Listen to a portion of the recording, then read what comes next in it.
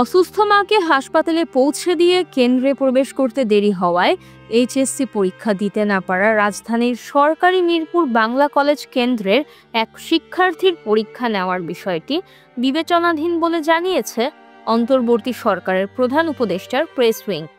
শুক্রবার এক বিজ্ঞপ্তিতে এ কথা বলা হয়েছে।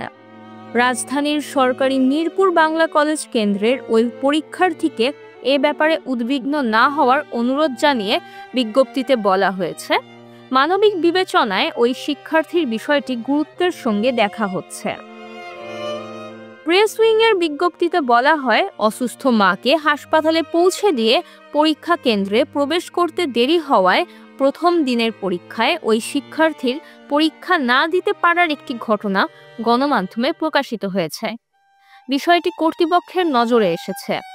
এ বিষয়ে শিক্ষা উপদেষ্টা CR আবরার বলেন, মানবিক বিবেচনায় ওই শিক্ষার্থীর পরীক্ষার বিষয়টি গুরুত্বের সঙ্গে দেখা হচ্ছে।